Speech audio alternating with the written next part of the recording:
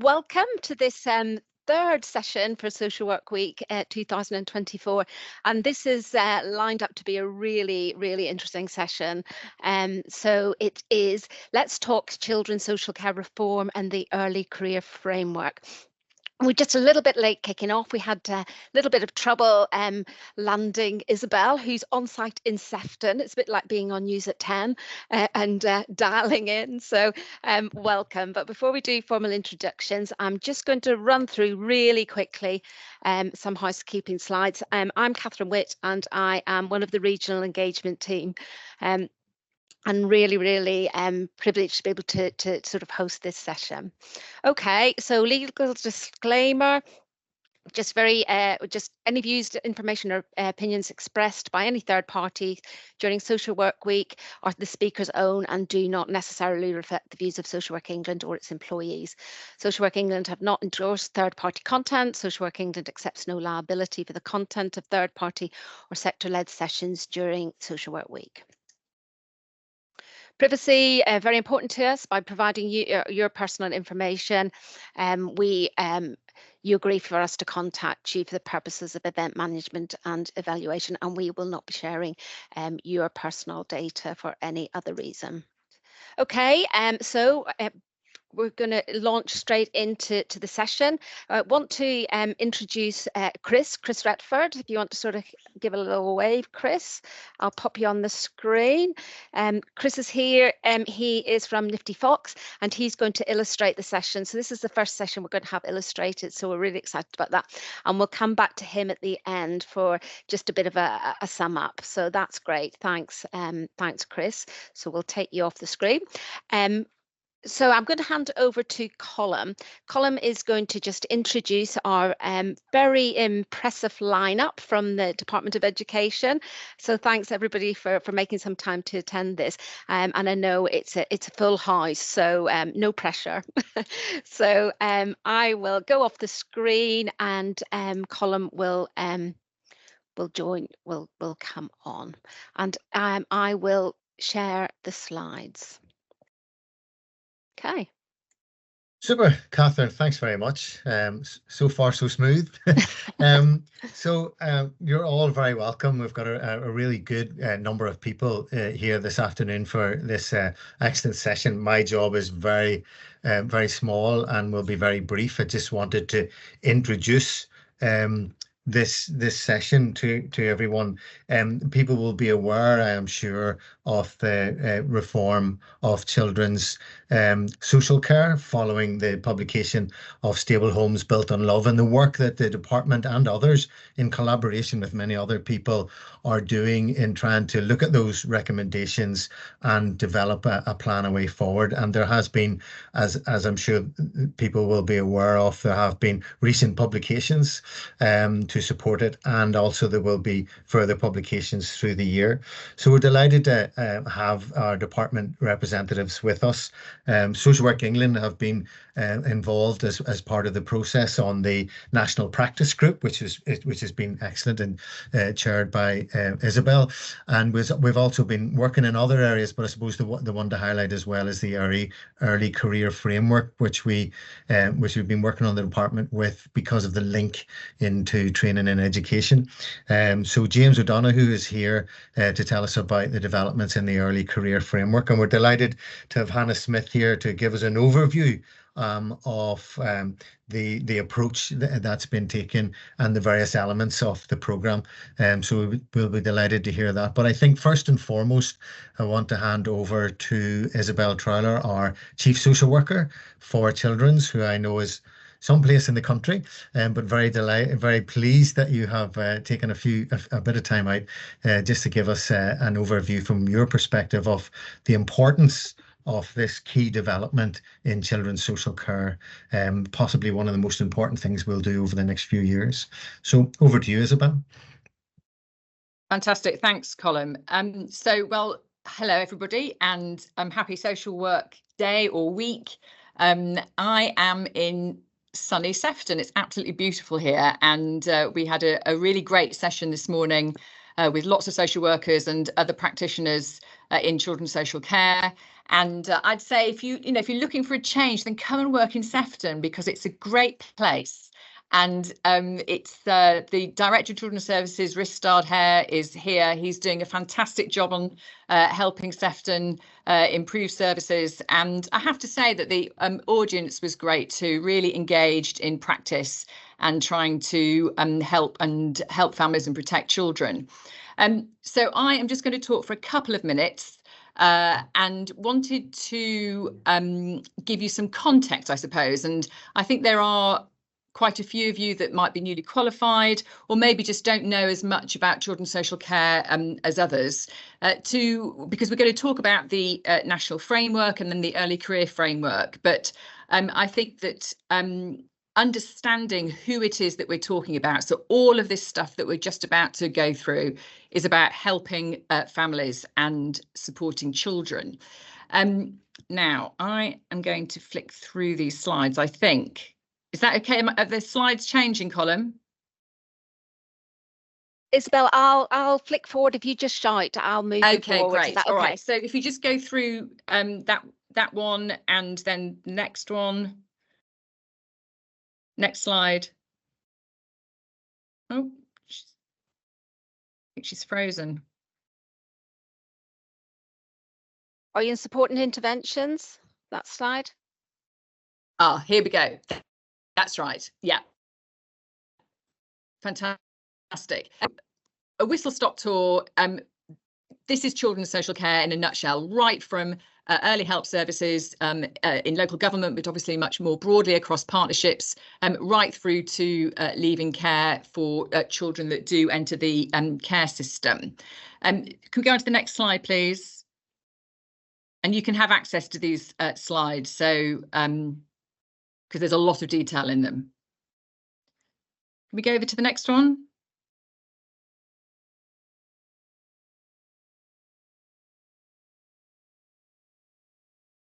Isabel, I think there might be a delay on the slides.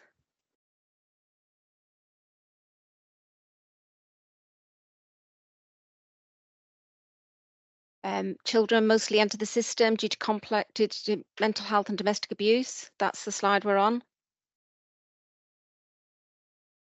Okay. Okay. Well, they're not coming through on my end, but anyway, let's. So this is about the children who we're working with, and often coming into the system because of their own mental health or that of their parents, or that because they're experiencing domestic abuse. I mean, for those of you that are in practice in children's social care, then none of this will be a surprise for you. That we are, extremely busy service.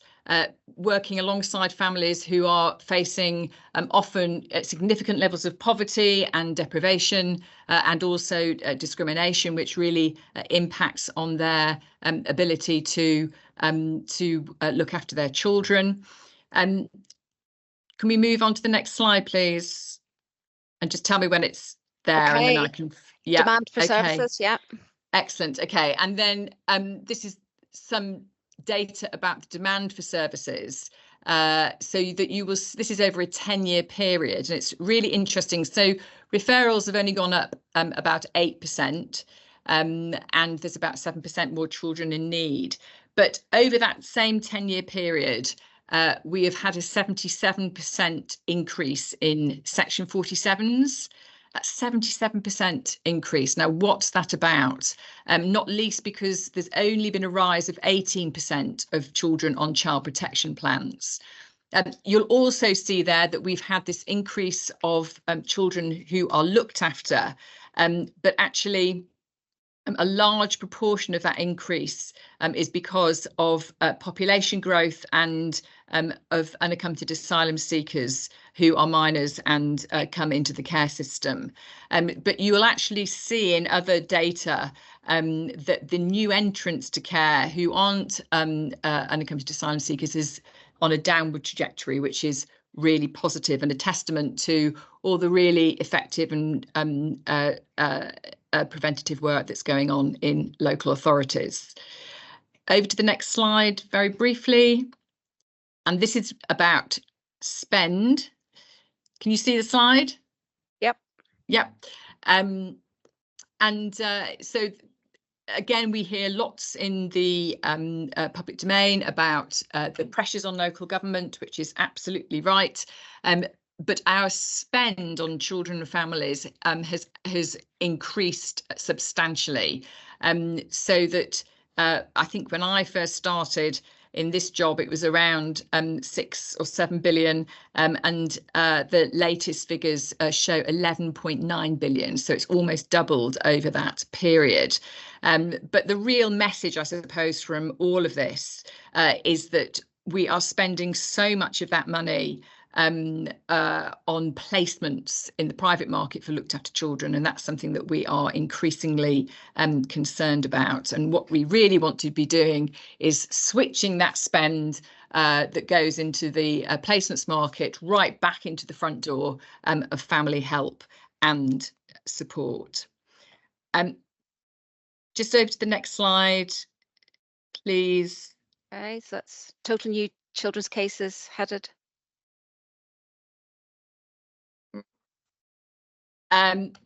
Let's just move on to the next one. I've just realised what the time is, so we need to speed up a bit. Okay, intervention improvement. Yeah, I mean, this is obviously lots of you will have been involved in inspections of children's social care. And again, over the last few years, we've had an overall improving profile with far fewer inadequate authorities and lots more good and outstanding authorities now, up to 59%, which is fantastic because that was only at 36% in 2017.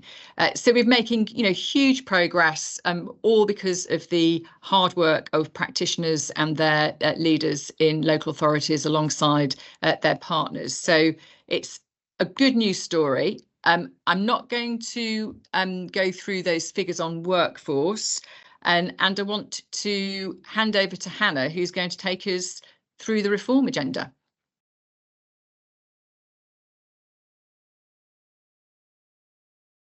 Thank you very much. Can everyone see and hear me? Yeah, good stuff. Okay, so yes, I'm just going to say something about our children's social care reforms that we've been implementing over the last year or so. As Colin said at the beginning, my name is Hannah Smith and I'm the Deputy Director for Children's Social Care Strategy here at the DFE. So if we can just flick onto the first slide. So our reform plan, Stable Homes Built on Love, was published last year in February. That came in response to the care review, the review of the deaths of Arthur Lavinia Hughes and Star Hobson, and also a Competition and Markets Authority review looking at the care system and care placements market in particular. So those three reviews together gave us a really strong platform on which to look at the children's social care system as a whole. Traditionally, there's been a lot of reform activity in children's social care over many, many years, really. But the thing that we haven't done before and that we're trying to do with this reform programme is really look at the end-to-end system and look at real whole system change, recognising that to try and pick things off and make discrete improvements to one part of the system or another doesn't work. And in fact, to make real change happen in children's social care, you need to look at the system as a whole because it is so interconnected. So that's what our Stable Homes Reform Programme tries to do. And it's built around 6 pillars, which are outlined on this slide. They are, in broad terms, family help, getting the right support to families early so that children can thrive with their families. Child protection, so having a decisive multi-agency child protection system. Unlocking the potential of family networks, using family networks for family support and also kinship care. Making sure we both prioritise those relationships and also support them. Then putting love, relationships in a stable home at the heart of being a child in care, recognising that those are the things which children in care need most importantly, and we need to design a system that delivers them. Having a valued, supported and highly skilled social worker for every child who needs one. So these are reforms to the training and development and recruitment of social workers. And then finally, the final pillar is about the system as a whole. So having a system that continuously learns and improves and makes better use of evidence and data. So those are the pillars the strategy is built on. And we are at the moment 1 year into a sort of phase 1 of reform, really. So the first 2 years of our reform programme are about laying the foundations for delivering this whole system change across the whole country. And it involves this phase of reform involves a lot of pathfinding and evidence gathering to really work out how we can make these changes happen in practice and to build the case for more significant investments so that we could roll the reforms out more widely into the next spending review period. So we've already made really good progress. Some people have perhaps been involved in different aspects of the reform programme where they are. There's some things I'd just point out. We've started the rollout of the Families First for Children Pathfinder, which is trialling our reforms to family help and child protection together. We've implemented a new training and support offer for kinship carers. We've rolled out a new regional approach to foster carer recruitment and retention. I think to over 60% of the country now that's reaching. We've recruited a new cadre of social work apprentices, and we've made good progress in drafting the early career framework for social workers, which you'll come on to hear more about later in this session. So if we just go on to the next slide. So just to talk about what we've done more recently then. So in December, the end of last year, it was an important moment really in the development of our reform programme because we published a suite of documents which for the first time set out national changes that we wanted to make. So up until that point, everything we've done as part of the Stable Homes Reform Programme has been localised. It's been pilots in a small number of areas, but in December, for the first time, we started to change the framework for everybody across the whole country. We published 4 key documents in December. So the first was a revised Working Together to Safeguard Children.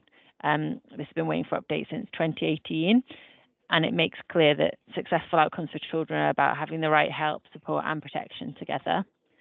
Then we published for the first time as well a new Children's Social Care National Framework, which is trying to set out very clearly what children's social care is, what it does, what it should be prioritising through a set of outcomes and enablers. Then we also published a data strategy, which provides a roadmap for the role we need data to play in making the children's social care system work effectively. And finally, a new kinship care strategy, setting out the practical and financial support we'll provide to kinship families. And the key new aspect of that really was a new pathfinder to test out a financial allowance for kinship carers. So these documents were published in December and are out there now, starting to be implemented across the country. And I guess the overarching theme that runs through these documents is a desire to focus on supporting families earlier, providing the right help and more help to families so that families can stay together, and then also unlocking the potential of family networks that cuts across this suite of documents really. There's then some detailed slides about what, with giving a bit of a summary about each document. I won't go into them now because I know that we haven't got long, but if we could flick onto slide 20, I'll just wrap up and then really happy to answer questions if anyone wants information about any of the documents in particular or anything else. So I just wanted to finish by saying something about the activity that the department is undertaking now to embed the documents that we've published. So firstly, we have a series of learning events underway. So events like this one we're having today, we've got them specific sessions for each publication, and we're also planning a program of regional engagement as well over the coming months. So I would really encourage people to look for that and to get involved, because that's the way that you can kind of delve deeper into whichever aspect of the package you're most interested in. And we've also provided some implementation funding. Again, this is going out regionally, and it's to help local areas to reflect on and embed the new pieces of guidance that have been published. When it comes to working together, that piece of guidance is operational straight away because it already existed, and this is an update to it. But because the national framework is a new thing, every local authority has a 1-year implementation period to understand and embed that piece of guidance into their practice. So that's the activity that should be underway at the moment. We've also tried and have a big push in the department on making sure we have the proper engagement from people with lived experience in our reform programme. We're trying to make sure that we're putting the voices of children and young people and families at the heart of what we're doing and at the heart of our policy design. We've just kicked off a new Children and Young People's Advisory Board, which sits across the reform programme, and we've got other activity underway as well, looking at what more we can do to properly engage the voice of families in reform. Then we're also in the process of developing future legislation that we'll introduce when parliamentary time allows. So we recognise that we've gone as far as we can in the documents that we've published as regards to making changes in a non-statutory way, using statutory guidance, but not primary legislation. But there are some changes to primary legislation that are needed to embed those key principles of families first across the work that we're doing. So that's something we're working up at the moment. And then finally, as mentioned, we're in the middle of rolling out a programme of pathfinders, which try to build the case for changes which we want to see embedded across the country as a whole. And are currently only in a small number of areas, but subject to the outcomes of those pathfinders, we hope to scale them up more significantly. I think I'll stop now, and I think we have some time for Q&A for either me or Isabelle, I think. Thanks ever so much, Hannah, and I'll bring Isabelle back on as well. Just a few minutes for any questions. We've just had one in the chat from Frank. I'd like to know whether training kinship carers is aimed at supporting them to become foster carers instead of special guardians. Yeah, I can take that one. No, the aim of the training isn't to convert kinship carers into foster carers. It's to support people as kinship carers without the need for them to become foster carers. So we think that kinship carers should be able to access the right kind of support, training, and everything that they need without the need for them to become foster carers. Right, thanks, Hannah. I'll just add to that, Catherine. Just so, you know, I think that what we know from all the evidence is that for a small group of people, children, then adoption is, you know, has the best outcomes, but adoption is only appropriate for a small number of children. The next type of care which has the best outcomes is kinship, you know, without any doubt. And it's just that, you know, the support and the financial implications of becoming kinship carers can be a real barrier. And often, you know, families don't want to become part of the care system as such. So it's a real opportunity to, you know, to really make sure that every child that could be with their extended family and community networks is. Brilliant, that's great. There was just a really simple question. Can you please clarify the Pathfinder role and what local authorities are trialling this now?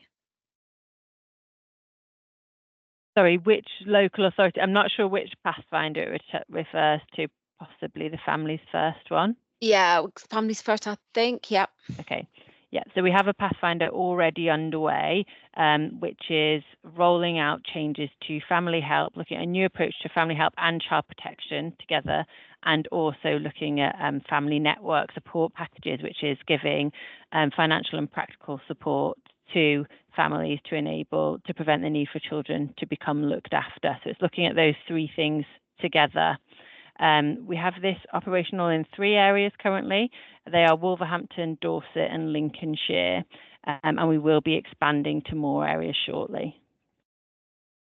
Great, and just a little plug for Friday, we've got kinship care session on, so if anybody's interested in that in particular, please sign up for that on Friday. Some really great questions coming through, and the temptation is to keep asking them, and I'm not sure time-wise, but just quite a challenging one. What are the implications for this reform work of a general election, possible change of government this year? I mean, that we're bound to be asked that, but just very generally, a response. Should I say something about that? Yeah. So, you know, well, I mean, this is my personal view, is that the children's social care system won't change regardless of the outcome of any general election, and the needs of the families that we work with have been pretty consistent over the 30 years that I've worked in the sector. And the problems that we've got with things like placement sufficiency, that's not going to change either. So I think in general, the direction of travel is going to continue, and that everybody involved in this sector wants to do the right thing by children and families. Brilliant. And I'll just do one more before we go into that. But if you get time, we'll come back to some of these questions. But final one is from Alison. Is there any formal feedback from the Pathfinders, especially the child in need work being undertaken by other professionals? Shall I? Yeah, go on, Isabelle, you jump in there. Well, I mean, just the Pathfinder, it's too early, really. Okay. But it is definitely one of the aspects that they are looking at closely. And, this is the, one of the aspects of things that we're most focused on. And it's been discussed in Sefton this morning with me. It's the thing on everybody's mind, isn't it? Is that whilst there's a very good rationale for doing it, it's also what are the consequences, and are there unintended consequences? But those are definitely some of the questions that we are asking for the Pathfinders to report on. One of the things I'd add to that as well is this is something we want to be a topic of future learning events and webinars and things. As soon as we can share emerging learning from the Pathfinders, we plan to run events like this. So please keep an eye out for them. Brill, thanks. And Samantha Green, I think I will come back to your question a bit later on, so we'll park that one. Okay, are we happy to move on to James? I'll take us off the screen.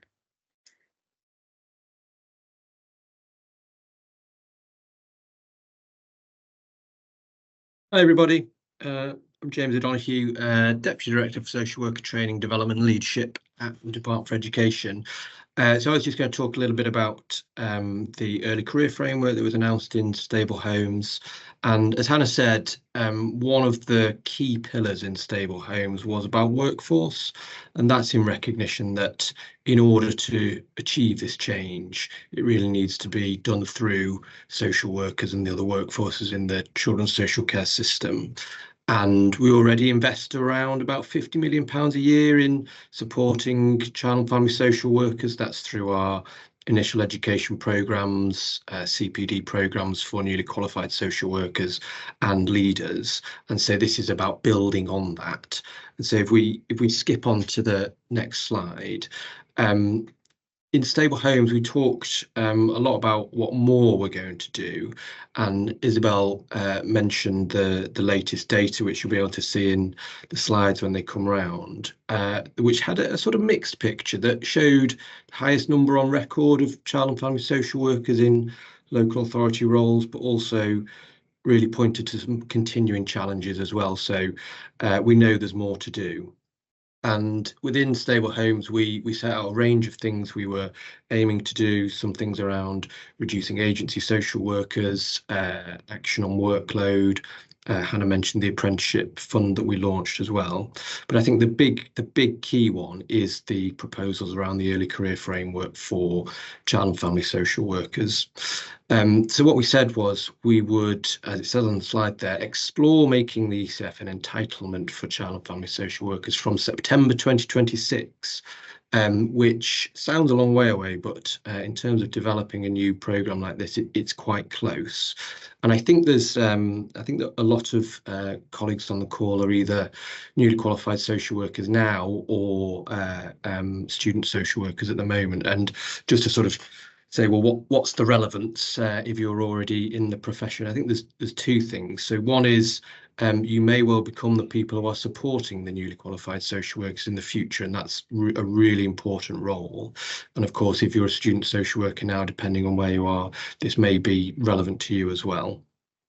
I think the other thing to really stress on this is that while we're developing the early career framework, the ASYE, the Assessed and Supported Year in Employment, that will continue. So that's the 1 year induction support that the department provides through local authorities at the moment. So that is definitely continuing, so no worries there. So why are we doing this, and what's the sort of focus? Talk about 2 benefits there on the slide. So one is about continuing to support improvements in practice. And I think that's especially important in the context of the national framework and in the context of the overall reform. So what we're trying to do with the early career framework is really place that induction support that people get in the context of the reform system, so that newly qualified social workers are really well equipped to operate and practice to support the outcomes that we want to see for children and families. The other key benefit is about retention. So social work is a really challenging job, and we see that particularly in the early years of social workers' career, more of them appear to be leaving than were previously. And as I say, I think that's a sort of indication of the challenges that social workers face. And so through increased investment in induction support, we think that by supporting people to improve their practice, that can have a knock-on benefit to people staying for longer in the profession, which is what we really want to see. It's not the only thing that will affect retention, but we think it's a good bet, as they say, and certainly we see in other professions that bearing out as well. If we skip on to the next slide, so what is this thing we're talking about in terms of an early career framework? Obviously, it borrows its name from the teaching early career framework that some of you may be familiar with, but we're really trying to make sure that this is designed for the social work context and we're not doing a kind of lift and shift. And the headline from when we published Stable Homes was a 5-year early career framework. What it's really about in practice is a sort of 2+3. So the first 2 years is about that extended induction period. So currently there's 1 year of support. We're going to extend that to 2, and also think about how we can improve the consistency and quality of the support that social workers get. Then the next 3 years is about the continued investment in developing expertise of practitioners. We think that element will be optional, so it's not going to be mandatory that everybody is doing training and development through this programme, but certainly a very significant offer from the department to social workers. Just to sort of talk about the middle box on the slide there in terms of the building blocks of what we're working on. So there's kind of 4 key elements that we'll bring forward. The first and the thing that will underpin the whole programme is the framework document. So this will be the thing that sets out what the expectations are for social workers and describes the kind of knowledge and skill that we think child and family social workers will need to operate in the system in the future. The second bit around that is, once you sort of set those expectations and knowledge and skills, is that you support people to develop. And so a really high quality training and development programme for all newly qualified social workers in child and family social work. And we're working on the details of that at the moment. The third element there is assessment, and that's sometimes the more controversial element, but what I'd say is this is sort of what happens in ASYE at the moment. So we think it's important that people are able to check on their learning and development and take that back in to the conversations they have with their supervisor and the development that they do. It's also an important element for assurance and employers and indeed the public having assurance that social workers have kind of gone through this really rigorous process to develop their practice. And then, of course, when people do that, we think it's really important that they're recognised for doing so. And we're thinking about what's the right processes, both nationally, but indeed locally as well, so that people are recognised for that effort that they've put in. And then we skip on a slide, just to sort of say briefly couple of things about what we've been up to in the last year or so. The first one there is about early adopters. Hannah mentioned that this phase of the reform programme is really about developing the proposals, testing and learning what works, and the early career framework's no different. So we know that lots of local authorities around the country already offer extended ASYE programmes, and so we're currently working with 8 of them to learn from best practice, learn from what works, and build that into what a national programme should look like. And we're just in the process of extending that early adopter cohort as well, so we can test and learn with more local authorities. Second big thing we've done is we set up an expert writing group. So these are the people who are writing that framework document I talked about to set the expectations of what social workers should know and be able to do. That's led by practitioners. So Laura Eden is currently practice leader in Islington, and there's various other practicing social workers, including an expert by experience on the group. We're working really closely with Social Work England as well, because it's important to have that coherence from initial education through to the early careers of social workers' careers. And then lastly, as you'd expect, we've done lots of sort of stakeholder engagement and policy development, really trying to get into the nitty-gritty detail of how to design and deliver a programme at this scale. And then on the next slide, I won't dwell too long. It comes up. Actually, we'll skip over that one. Yeah. Next one, if we can, sorry. So alongside the framework document, we're doing the overall design of the programme in what we're calling a blueprint document. And as I say, this is the thing that will describe the overall programme and what social workers will receive. And we're thinking about it in 3 pillars, more pillars. So there's a sort of knowledge pillar. How do you train people to know the things they need to do? Really important aspect is what we're calling the learning loop. So within social workers' daily practice, how are they observing, reflecting, discussing with their supervisor to continue to develop their practice? And then, as I say, lastly, the assessment strand. The really important part to get right is how those 3 things work together, so that you're not learning something over here, but it has no relevance to your day job, and there's an assessment that sits, you know, outside of all that process. So really trying to get that right. And what we're planning to do is bring forward a consultation on the framework document and the overall blueprint design in the summer, and seek views from everybody on what we're developing as we take that forward, and looking to implement the programme nationally from September 2026, as I said. And that's all I wanted to say by way of a bit of an overview on the early career framework, but as others, very happy to take questions. Great, thanks, James. I'll just pop myself back on the screen. Yeah, we've had loads of questions, which is great. What one will we start with? I suppose this is one that we get a lot of questions about as well. Could you say how the DFE is collaborating with the DHSC to support consistency between children's and adults NQSW pathways? Lots of acronyms there, but basically, yeah, how are the 2 departments working together? Yeah, absolutely. It's a really good question, and we get asked a lot. So obviously, Department for Education is responsible for child and family social work, Department for Health and Social Care, that's DHSC, responsible for adult social work. And we talk a lot to DHSC about this, and they're really interested in what we're doing so that they can learn and they might take forward their own plans in the future. I think what I would say is there's already, so DFE runs an ASYE programme for child and family social workers, DHSC runs one for adult social workers.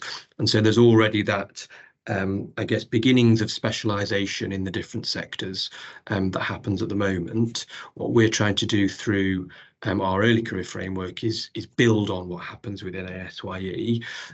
One of the things we're looking at with our early adopters is where those programmes are delivered together. So you have adult social workers and child and family social workers going through a similar programme. What does that mean as we sort of extend and deepen the programme for child and family social workers? So lots of work going on in terms of trying to maintain that consistency. And one of of the things we're really focused on is not limiting mobility between the different sectors, but we do think extra training, extra support for people in child and family social workers is of benefit and can be done without limiting the mobility between the different sectors in the profession. Right. I like this question. It's how can I be part of this programme as I'm an experienced social worker? Yeah, so I guess it depends on where you are. So if you're involved in one of our early adopter local authorities, you'll sort of have the opportunity to get involved there. As I say, there's plans to expand those early adopter cohorts from this September rather, and then in September 2025 we would plan to expand it further. So as an experienced social worker, I don't know precisely what the role is that the person does, but no doubt there'd be an opportunity to think about supporting those newly qualified social workers with their own development. And the other thing that everybody can do is look out for our consultation. Please do get in touch with us and tell us what you think about that. Question, how long do you anticipate it will take for the early career framework having a positive impact on reversing the exodus of qualified social workers from the profession, and particularly from child protection? There's the $1 million question, isn't it? Wow. Okay. So I guess if you sort of go to the theory of change, if you like, which is that by providing additional support and development for people, they're more likely to stay. What we'd hope is that from a first cohort nationally of people going through the early career framework would be September 2026. So the first 2 years they'd complete the early career framework in September 2028, and we'd hope to be seeing impacts from then. It will take longer to evaluate those impacts, and we want to see people staying longer into their careers in social work, but certainly that's the intention, that this investment in the profession does carry those benefits. And I think one of the things we've been thinking about as we kind of look through the the case for investment is if every social worker who leaves at the moment were to stay another year, what's the kind of impact on the profession? And it gets really quite significant if people stay. If the result of this programme is that people stay a little bit longer. Obviously, what we'd really like to see is people stay much longer in the profession, because that then has a sort of virtuous circle.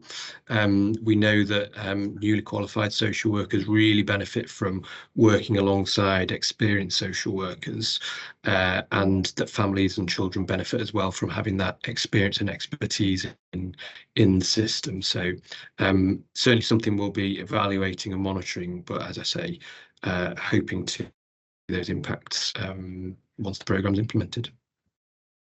Great. So I'll just pose 2 more questions and then I'll bring everybody back and we can revisit some of the more general questions. So does the Department of Education have a view on where social work practice educator training would fit with the early career framework? Yeah, that's a really good question, and something we're looking at quite closely at the moment. I think it's probably fair to say our focus has mainly been on those first 2 years of the 5 years and getting that right, because that's the thing that's closest that we're going to have to deliver.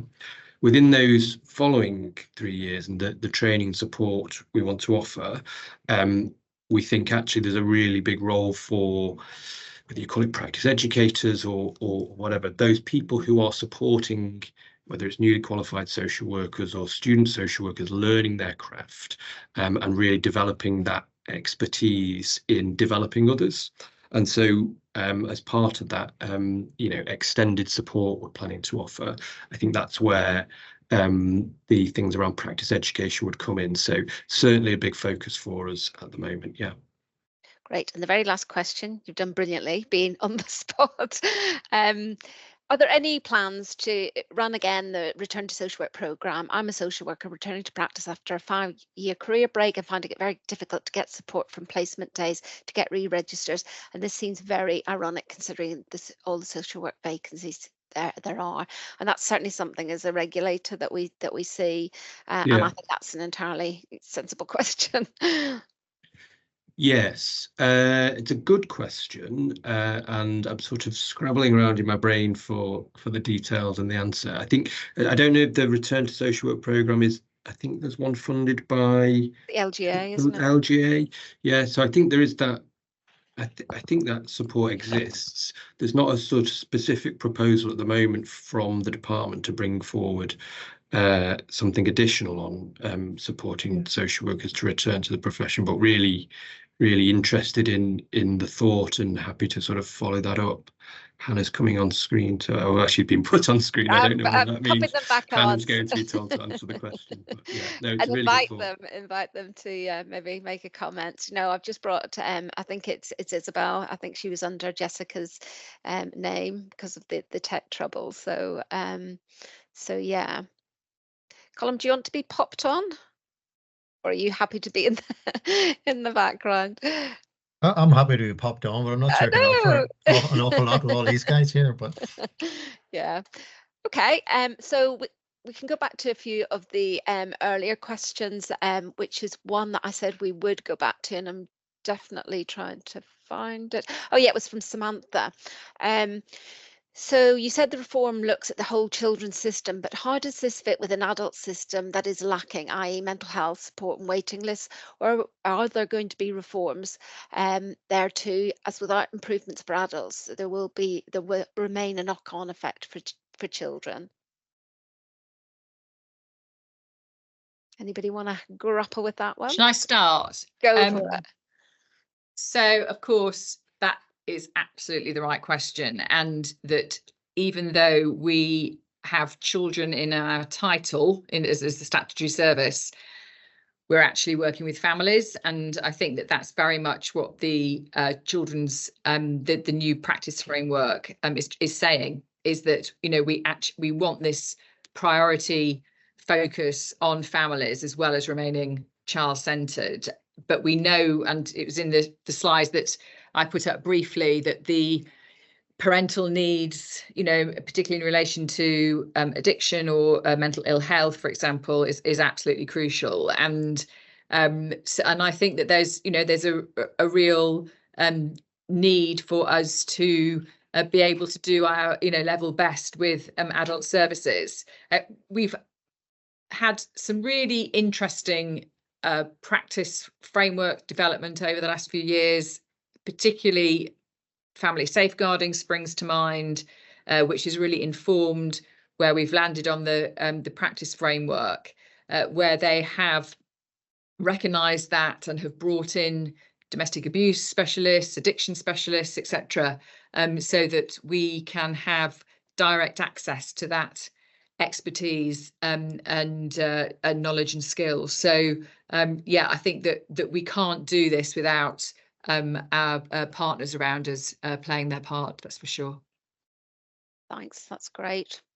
This is an interesting one, and one I'd not really thought of. What is the implication of the Pathfinder programs to those authorities who've adopted a particular practice model in recent years? And coming from a science of safety background, yeah, it's just sort of a interesting. Yeah, yeah. It is. Shall I again? I mean, I'll start. Shall I? You two come in though. So I don't think we've been very clear that we want the framework to provide the tram lines for practice, and that local areas will develop their own local practice framework under the umbrella of the national framework. So there's a lot of room for manoeuvre.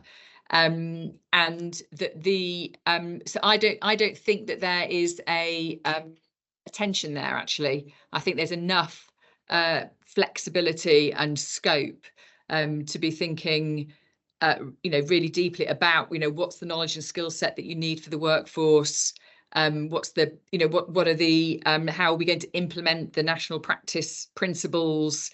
And one of the things I should say about the framework is it is not something that's been sort of dreamt up in the corridors of Whitehall. It's reflecting back the best practice that we have seen in local authorities and their partnerships over the last 5 to 10 years.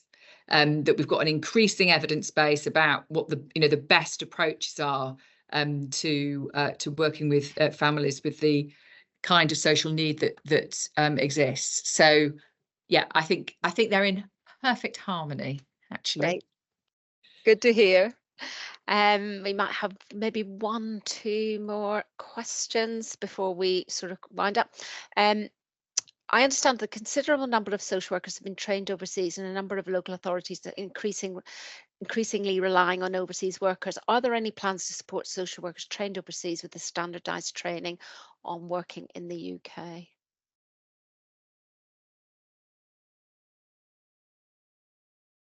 Shall I jump in on that one? So I don't think there's any specific plans to create a sort of national programme for international or overseas social workers coming in. I think recognise the point that it's really important that local authorities and employers who do bring in people from overseas provide them with the appropriate support, and I think that needs to be reflective of where the person is coming from, both geographically but also professionally, where they are in their career, and also the area that they're coming into. Obviously, there'll be things like the legal framework that exists in England that people need to be brought up to speed with, but also there's the sort of local context, and as well as that, the kind of acclimatization to living and working in the UK that is, I think, best done by local authorities and employers. Great, thanks, James. Okay, and the final question to anyone. 10 years from now, what do you hope that the children's social care reforms will have achieved? Okay, my answer is really clear, is that we have a massive reduction in numbers of looked after children, and that children are living happily and safely with their either birth parents or extended family, and that work is, well supported.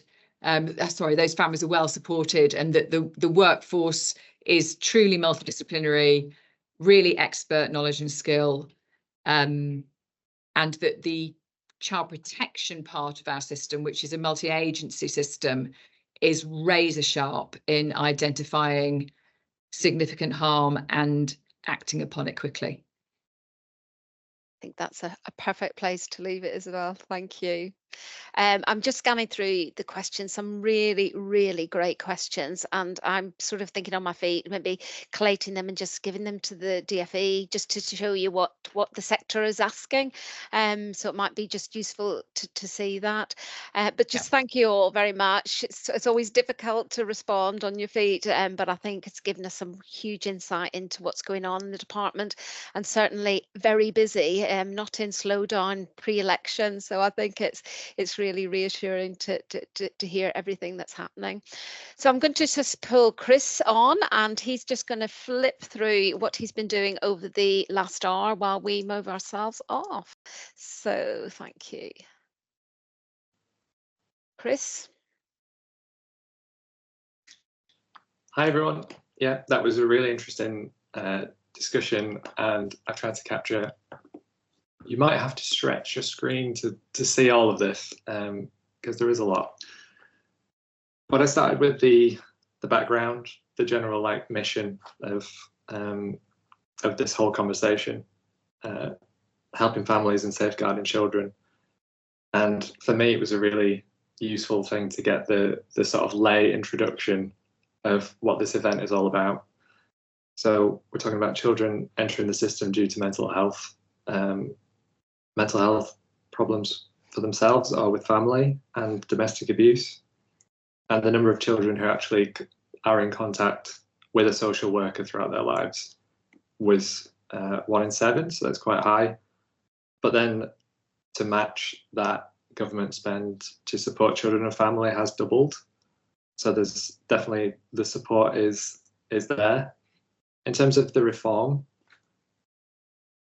this was all about the Stable Homes Built on Love programme. So that was a 6-pillar programme And I think that the slides that you shared go into detail about those 6 pillars way faster than I could possibly capture. And with so much detail that I think it would really do a disservice to try and scribble that all down. But it's a 6-pillar program of support based on a whole systems approach. And in support of that, there was also the 4 documents published to help support families earlier in the process, and with the focus on unlocking family networks as well.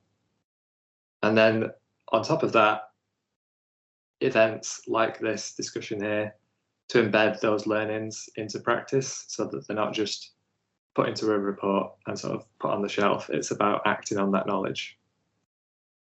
And then finally, for the early career framework, the goal of this to be an entitlement for all child and family social workers by 2026, and the purpose to increase the quality of support for those people and to improve retention. And we talked about just, you know, improving retention for one extra year could have huge benefits. And this structure built on the idea of the framework document, which sets out all the expectations up front, followed by quality training, support, and then recognition of the effort made by all those people going through the training and the support. And then just at the end, the early adopter cohorts expanding and the opportunities for more experienced social workers to get involved because they're valuable to support newly qualified social workers. So that's everything that I captured in that discussion. And I'm sure it was a drop in the ocean compared to what was actually said, but I hope that's a useful tool going forward. That's great, Chris. Thanks ever so much. And on perfect timing as well. We've got 1 minute left, and we have put in the chat a feedback form. Really keen for you to fill that in, and also a link to our social work survey, or the social work survey. Just to remind everybody as well that this can be used as your CPD if you're a qualified social worker. So please capitalise on that opportunity. And on the stroke of 2, a big thank you to everybody from the DFE, to Colm, our Chief Executive, Social Work England, and I think another great session for Social Work Week 2024. So have a good day, everybody, and make sure you fill in the feedback form. And thanks to all our contributors and to Chris. Thank you.